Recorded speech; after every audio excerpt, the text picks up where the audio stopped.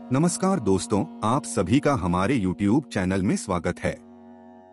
ये वीडियो बड़े ध्यान से देखने की आवश्यकता है। आज मैं आपको बेलपत्री के कुछ खास उपायों के बारे में बताने जा रहा हूँ।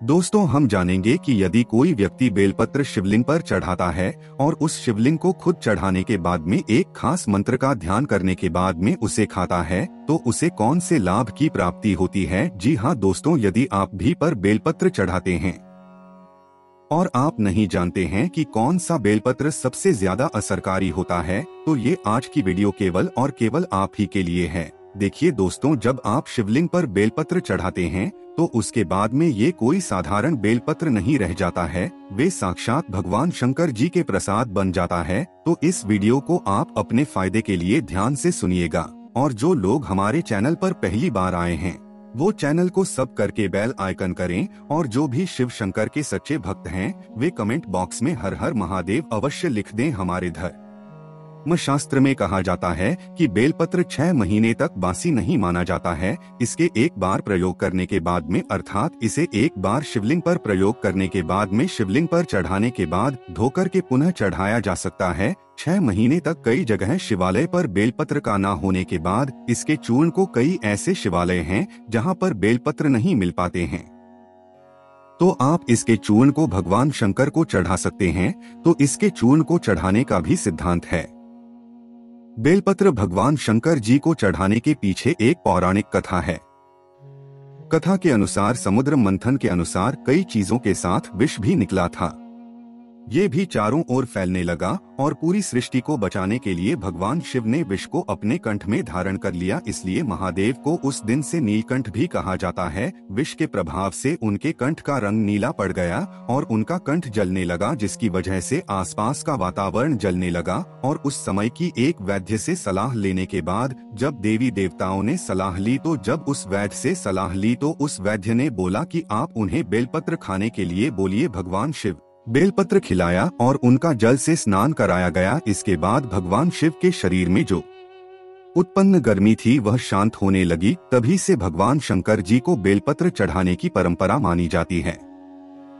शिवलिंग पर बेलपत्र अर्पित करने के बाद हमें जल अवश्य चढ़ाना चाहिए। इससे शिव जी को शीतलता मिलती है, वह उनका आशीर्वाद भी प्राप्त होता है। हमेशा ध्यान रखें कि तिल पत्ती वाला ही जो है बेलपत्र चढ़ाना चाहिए। जिस प्रकार से बेलपत्र की पत्ती चिकनी हो उसी तरफ से ही शिवलिंग पर आपको चढ़ाना चाहिए। इस बात का विशेष ध्यान रखें, और कटे-पट्टे बेलपत्र कभी शिवजी को नहीं चढ़ाना चाहिए। इसके पीछे भी एक कथा है, क्योंकि जब भगवान ने शंकर जी ने जब गणेश जी का शीश खंडन किया था, तभी से शिव शंकर जी ने संकल्प लिया कि वह कभी भी कोई भी खंडित चीज नहीं चढ़ाई जाएगी। तब से भगवान शंकर जी को कभी कोई भी खंडित वस्तु हो, पदार्थ हो, खंडित बेलपत्र हो, ये सब नहीं चढ़ाया जाता।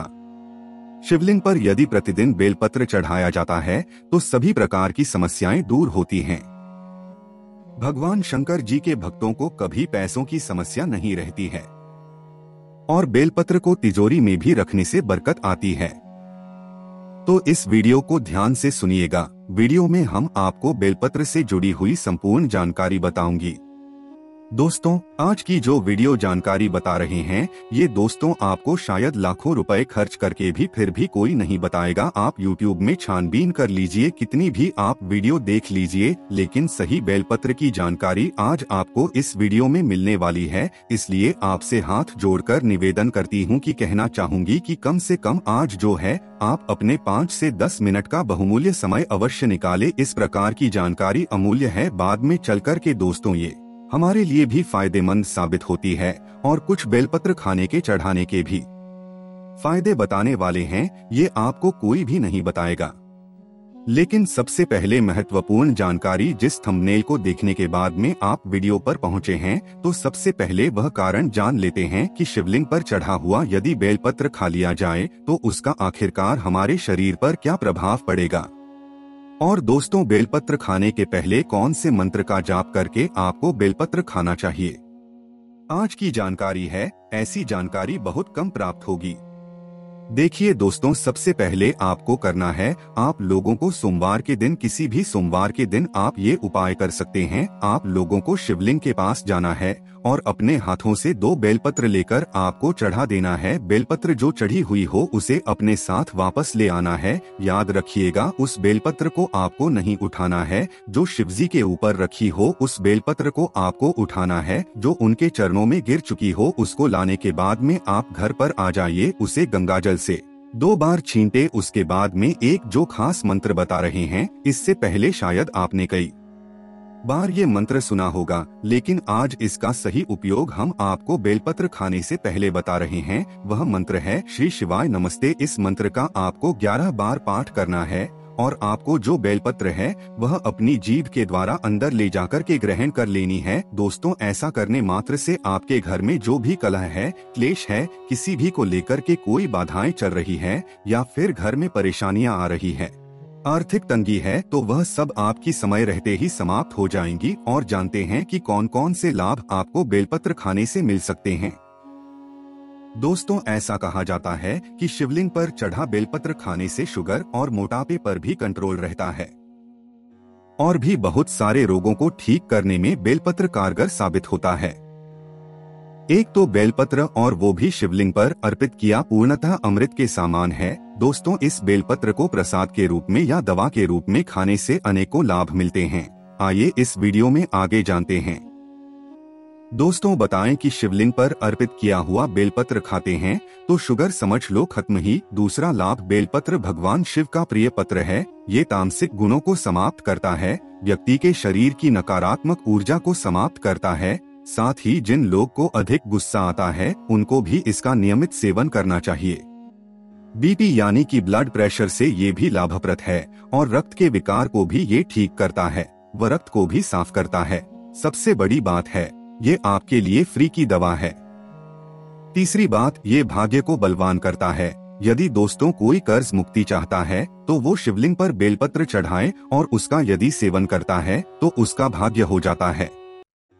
ऐसे व्यक्ति का खराब समय भी धीरे धीरे करके अच्छे समय में बदल जाता है।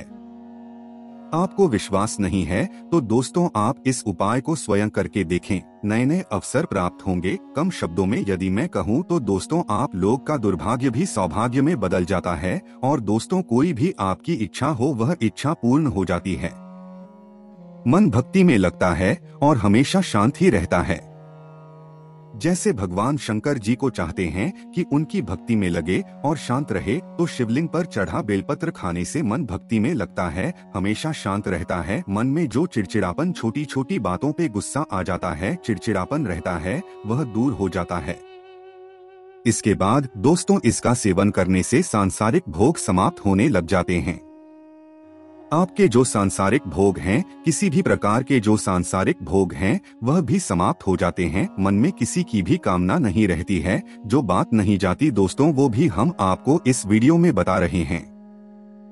ऐसा माना जाता है दोस्तों, हमने कई वीडियो में बताया है कि शिवलिंग पर चढ़ा बेलपत्र खाने से व्यक्ति को 6 महीने तक लगातार यदि वह बेलपत्र खाता है, शिवलिंग पर चढ़ा हुआ, तो 6 महीने तक शिवलिंग पर चढ़ा बेलपत्र खाते हैं तो व्यक्ति को भूत, भविष्य, वर्तमान देखने की सिद्धि प्राप्त हो जाती है। देखने की सिद्धि आ जाती है स्वतः ही। आप माने या ना माने, लेकिन शिवलिंग पर चढ़ा बेलपत्र दोस्तों, हमारे एक संत महात्मा मित्र जो हैं, उन्होंने बताया था कि वे उन्होंने भी खाया था। उनको दोस्तों बहुत वर्तमान देखने की भी शक्ति आ जाती है। लेकिन आप अपने देख सकते हैं, लेकिन इसका प्रयोग किसी के लिए, आप लोग को आहत करने के लिए नहीं करना है। दूसरी चीज दोस्तों, हम आपको एक और खास विधि बताते हैं। इसके बाद बड़ी से बड़ी साधना कर सकते हैं।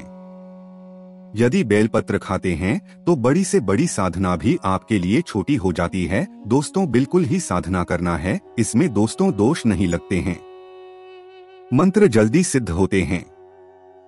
शिवलिंग पर चढ़ा बेलपत्र नित्य खाते हैं तो जो भी मंत्र भगवान शंकर ने इस कलियुग में जो दुष्ट लोग हैं उनका भी नाश हो जाता है। दोस्तों ऐसे मंत्र भी सिद्ध हो जाते हैं। दोस्तों यदि किसी भी जगह पर कोई भी व्यक्ति बेलपत्र खाए तो व्यक्ति का दुर्भाग्य गुण होकर के सौभाग्य में बदल जाते हैं। यहाँ तक कि यदि आपके 9 ग्रहों की पीड़ा है, आपके में अगर ऐसे लोग हैं जिन्हें शनि है, राहु है, केतु है, इस प्रकार के 9 नीच ग्रह कहे गए हैं, उसमें हमेशा पीड़ित रहते हैं, तो आप ये 9 ग्रह की पीड़ा से परेशान हैं, कोई मार्ग नहीं सूझ रहा है, आपने सारा पैसा खर्च कर दिया है। यज्ञ हवन करवाते हैं, तब भी दोस्तों आपके जो नवग्रह हैं वह समाप्त नहीं होते हैं। केवल आप लोगों को शिवलिंग पर चढ़ा हुआ बेलपत्र नित्य आपको 5 खाना शुरू कर देना है। ज्यादा मत खाइए, आपको ज्यादा दिनों तक नहीं खाना है, केवल आप 1 महीने खाकर देखें। आप जिस टाइम खाएंगे उसी टाइम से आपको लगेगा कि पीड़ा समाप्त होने लगी है और दोस्तों आपके जीवन में भी नई उपलब्धियां आपको प्राप्त होंगी। इसके बाद ये दैविक पीड़ाओं को भी दूर करता है। दोस्तों यदि आप लोग को किसी देवी का कुदृष्टि लगा हो, कुप्रयोग लगा हो, तो जीवन में दोस्तों आप लोगों के जीवन में कभी कभार देवी देवताएं जो होते हैं उनकी कुदृष्टि भी आप पर पड़ जाती है। तो दोस्तों कोई देवी देवताओं की पीड़ा आपको सता रही हो, वह पीड़ा भी दूर होती है, दैविक पीड़ा दूर होती है। दोस्तों ऐसी पीड़ा से भी आपके जीवन में बहुत सारी समस्याएं आ जाती हैं। जैसे ज्वर है, कई प्रकार के रोग आ जाते हैं, तो दैविक पीड़ा भी दूर होती है। सारे कष्ट भी मिलते हैं। दोस्तों आपके जीवन में यदि किसी भी प्रकार के कष्ट हैं, वह भी मिटते हैं। दोस्तों अंतिम बताना चाहेंगे, यदि नित्य शिवलिंग पर चढ़ा बेलपत्र खाते हैं, दोस्तों आपको आराम से इसको खाना है। ऐसा नहीं कि यदि 5 बेलपत्र हैं तो आप 5 ही खाएं। यदि आपसे 1 बनता है तो आप 1 भी खाना शुरू कर दें, लेकिन आपको नित्य खाना है, तो इससे शरीर सिद्ध हो जाता है। आपका जो शरीर है वह बिल्कुल सिद्ध हो जाता है।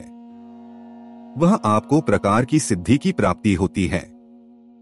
आपके शरीर में पुण्य इतना ज्यादा बढ़ जाता है कि आप जो शब्द बोलते हैं वे शब्द लगने लगता है। शरीर में वाद सिद्धियां आ जाती हैं। तो आपने देखा कि शिवलिंग पर चढ़ा बेलपत्र खाना कितना चमत्कारी है। और ये भी कहा जाता है हमारे आयुर्वेद में कि पेट से जुड़ी हुई यदि कोई समस्याएं हैं तो आपको शिवलिंग पर चढ़ा हुआ बेलपत्र नित्य खाने से रोजाना आप लोगों को कथित पेट से जुड़ी हुई समस्याएं समाप्त हो जाती हैं। और दोस्तों ये डाइजेस्टिव सिस्टम को भी मजबूत बनाता है। साथ ही जैसे कब्ज है, गैस बनती, दर्द की समस्या बनी रहती है, तो शिवलिंग पर चढ़ा बेलपत्र खाना शुरू कर दें। धीरे धीरे आपको आराम मिलेगा, लेकिन 100% अवश्य मिलेगा। इसलिए दोस्तों आपको 2 से 4 दिनों तक खाना है। लंबे टाइम तक दोस्तों खाना है। आपके जीवन में जो परेशानी है, बीमारी है, तकलीफ है, वे सारी दूर हो जाएगी। तो ये जानकारी आपको कैसी लगी, हमें कमेंट बॉक्स में अवश्य बताइएगा। और दोस्तों सभी से हाथ जोड़कर निवेदन है कि इसे आप अपने तक सीमित ना, इस जानकारी को आगे अपने दोस्त के साथ, मित्रों के साथ, भाई बंधुओं के साथ शेयर अवश्य करें, क्योंकि दोस्तों आपकी एक छोटी सी जानकारी, आपका छोटा सा प्रयास किसी की जिंदगी बदल सकता है। जी हाँ दोस्तों, और अगर आपने अभी तक चैनल को सब्सक्राइब नहीं किया है तो प्लीज चैनल को सब्सक्राइब करके बेल आइकन दबा दें, ताकि आने वाली ज्ञानवर्धक वीडियो आपको सबसे पहले मिले। मिलते हैं अगली वीडियो में, तब तक के लिए गुड बाय और अंत तक जुड़े रहने के लिए नमस्कार और धन्यवाद।